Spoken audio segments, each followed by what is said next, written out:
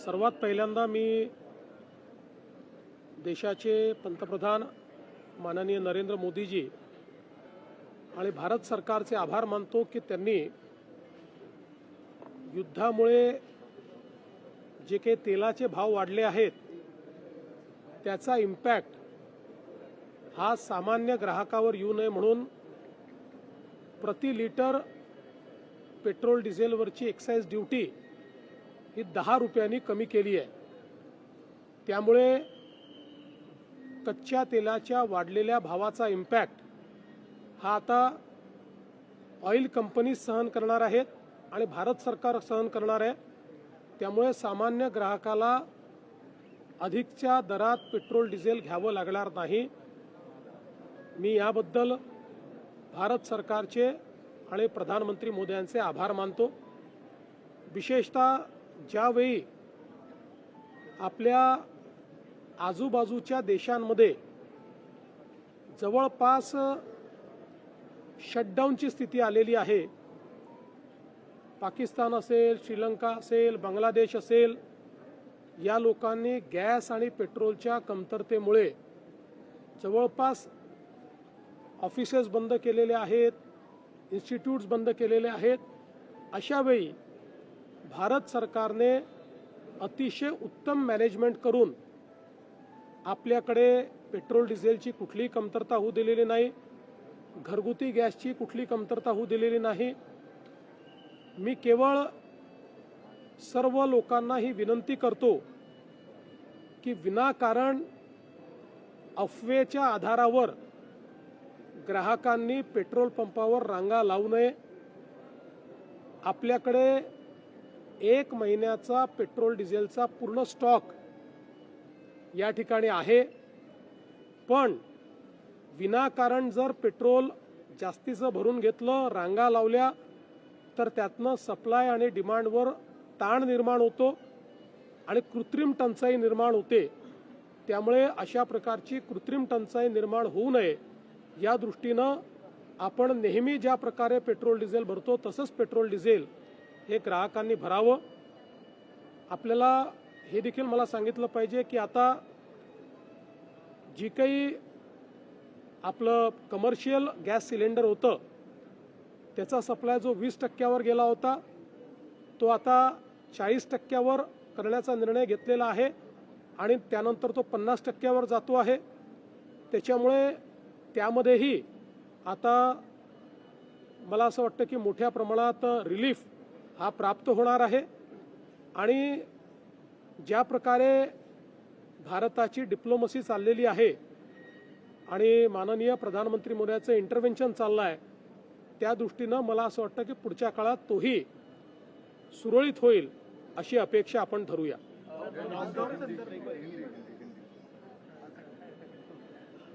आज पल्स ही एक अत्यंत मोठी मेडिकल कॉन्क्लेव्ह महाराष्ट्र सरकारच्या वतीने आयोजित करण्यात आली। मेडिकल एज्युकेशन डिपार्टमेंट आणि इंडस्ट्री प्लेयर्स या सर्वांच्या संयुक्त विद्यमाने एक अत्यंत मोठा प्लॅटफॉर्म ज्याच्यामध्ये शिक्षण, मेडटेक, इंडस्ट्री, इनोव्हेशन असं कंप्लीट कोलॅबोरेशन करण्यात आलेलं आहे। मोठ्या प्रमाणात या क्षेत्रातले स्टार्टअप्स हे इथे डिस्प्ले केलेले आहेत। नवीन टेक्नॉलॉजीमुळे डायग्नोस्टिक्स आणि ट्रीटमेंट प्रोटोकॉलमध्ये जे काही बदल आहेत ते बदल या ठिकाणी दाखवलेले आहेत। आमच्या समोर डॉक्टर लकडावाला यांनी इथे बसून नागपूरच्या जीएमसी मध्ये रोबोटिक सर्जरी केलेली आम्ही स्वतःच्या डोळ्यांनी बघितलेली आहे। त्यामुळे प्रत्येक व्यक्तीपर्यंत आरोग्य पोहोचवण्याकरता हा एक अत्यंत मोठा प्लॅटफॉर्म आहे। खूप चांगलं पार्टिसिपेशन इथे आलेलं आहे। देशभरातनं लोक या ठिकाणी पार्टिसिपेट करतायत, परदेशातनंही लोक आले आहेत। काही लोक ज्यांनी रजिस्टर केलं होतं ते जिओपॉलिटिकल सिच्युएशनमुळे येऊ शकले नाहीत, ते वेगवेगळ्या पद्धतीनं या ठिकाणी जॉईन होत आहेत। आत्ताच्या इनॉग्युरल सेशन नंतर आम्ही इंडस्ट्रीसोबत एक डायलॉग देखील केलेला आहे आणि या डायलॉगमध्ये विशेषतः आर्टिफिशियल इंटेलिजन्सचा उपयोग करून आपल्याला डायग्नोस्टिक्स कसं एनहान्स करता येईल, जीनोम सिक्वेन्सिंगचा उपयोग करून अर्ली डिटेक्शन कसं करता येईल, सर्वांपर्यंत डायग्नोस्टिक प्रोटोकॉल्स कसे पोहोचवता येतील, या सगळ्या गोष्टींवर अतिशय चांगली चर्चा झालेली आहे आणि काही इन्व्हेस्टमेंट्सच्या संदर्भात या ठिकाणी इरादे देखील लोकांनी जाहीर केले आहेत, ज्याच्यामध्ये उद्या कदाचित त्यातली काही इरादापत्र ही या ठिकाणी त्याच्यावर स्वाक्षरी होईल. त्यामुळे एकूणच मेडिकल फील्डमध्ये एक अत्यंत मोठा प्लॅटफॉर्म म्हणून महाराष्ट्र शासनाच्या पल्सकडे आज पाहिलं जात है. मैं भारत सरकार का आभार व्यक्त करना चाहता हूँ, प्रधानमंत्री जी का आभार व्यक्त करना चाहता हूँ. जो दुनिया में युद्ध चल रहा है उसके मद्देनज़र तेल के भाव बढ़ने के बाद ये अंदेशा था कि पेट्रोल डीजल के भाव बढ़ेंगे, लेकिन वो भाव न बढ़े इसलिए भारत सरकार ने एक्साइज ड्यूटी 10 रुपया प्रति लीटर कम कर दी है. इसके कारण ये जो बढ़ते हुए भाव है इसको एक प्रकार से जो हमारी ऑयल कंपनीज है वो कंपनीज ही उसको सहन करेगी, उसको वहन करेगी और कस्टमर पर उसको पास ऑन नहीं किया जाएगा. इसके कारण हमारे कस्टमर्स को एक बहुत बड़ा एक फ़ायदा हमारे प्रधानमंत्री जी ने दिया है. मैं उनका आभार व्यक्त करता हूं. हम लोग देख रहे हैं कि जहां हमारे आसपास के पड़ोसी देशों में पेट्रोल, डीजल और गैस के संकट के कारण करीब करीब शटडाउन की परिस्थिति आई है. ऑफिसेज भी बंद कर दिए, कई जगह पर इंस्टीट्यूशंस भी बंद हो रही है. ऐसे समय प्रधानमंत्री जी के नेतृत्व में भारत ने जिस प्रकार से इस क्राइसिस का मैनेजमेंट किया है, हमारे यहाँ पेट्रोल डीजल की कमी नहीं है. हमारे यहाँ पर जो हाउस होल्ड गैस है वो भी दिया जा रहा है.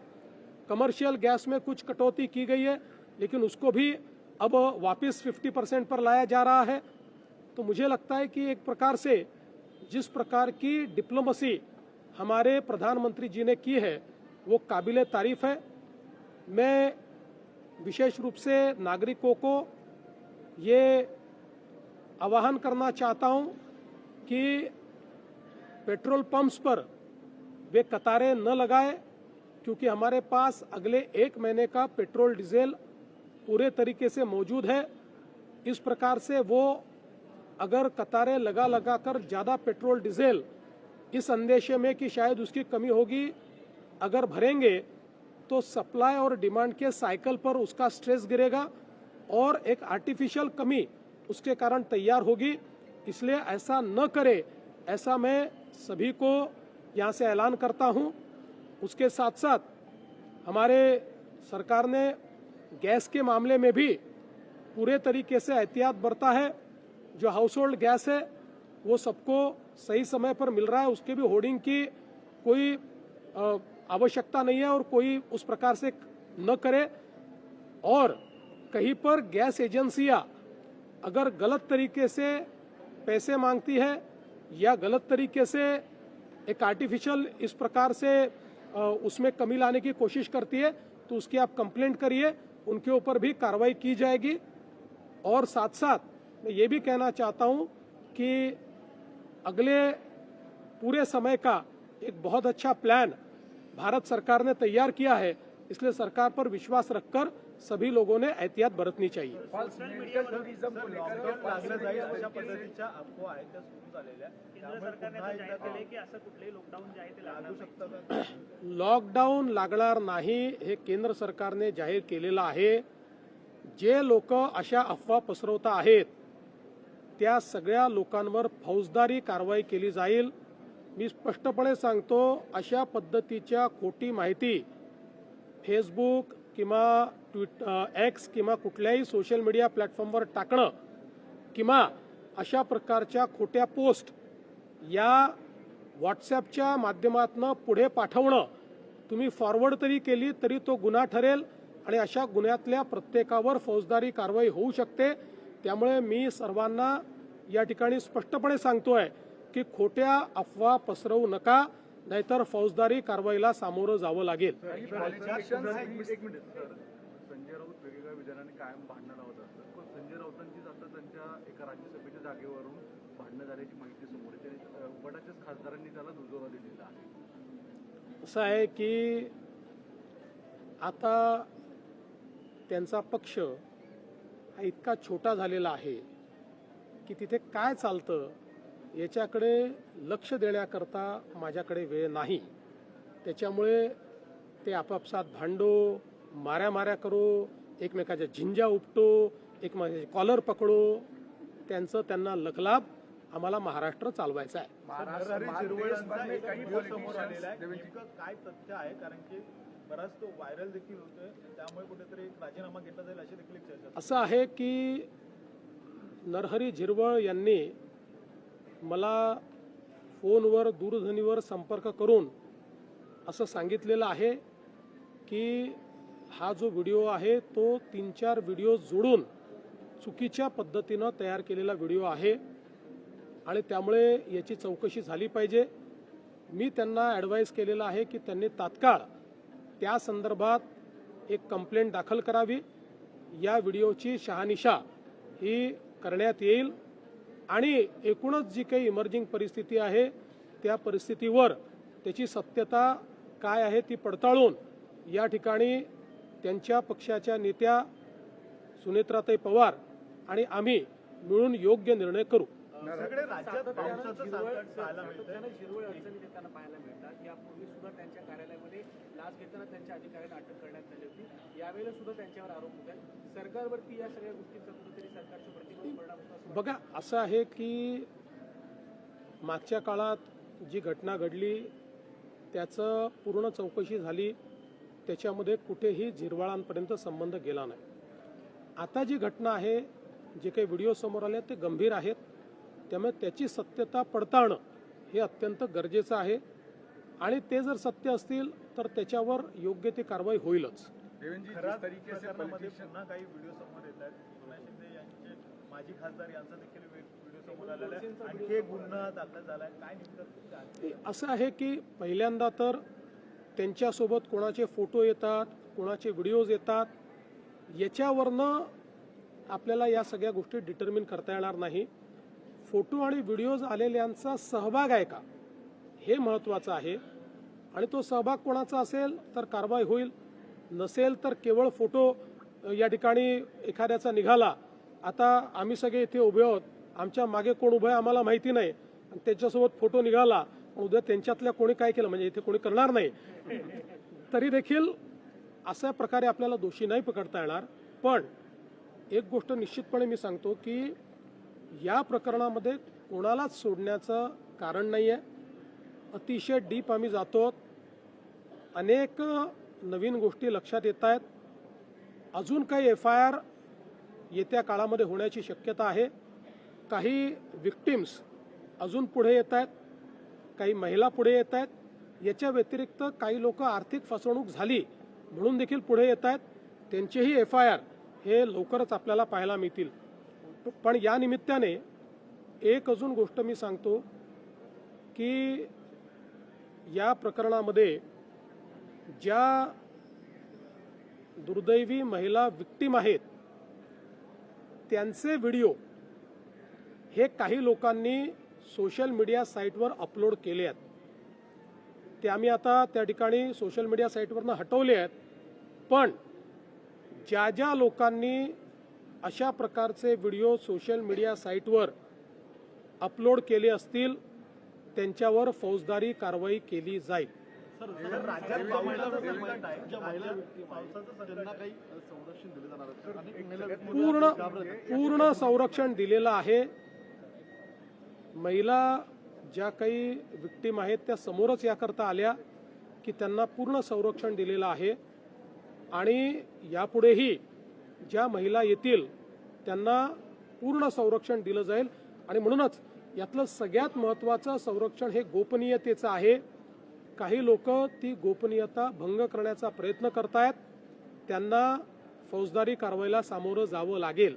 देवेंद्रजी, दो चीजें हैं. पहले अनेक व्हिडिओ विचित्र अपलोड करतायत आणि याच्यावर सोशल मीडियावर आपण काही दिवसांपूर्वी हाऊसमध्ये बोललो होता ऍक्च्युअली त्याच्या अनुषंगाने काही मेजर कारवाई नाही, निश्चित कारवाई ही केली जाईल आणि केवळ तेच नाही तर त्याच्यावर जे लोक कमेंट करतायत त्यांनी लक्षात घेतलं पाहिजे की ते त्याचा पार्ट होत आहेत. जर कोणी फॉरवर्ड केलाय तर ते त्याचा पार्ट होत आहेत. त्यामुळे अशा सगळ्यांना मी चेतावणी देतोय की कारवाई होईल.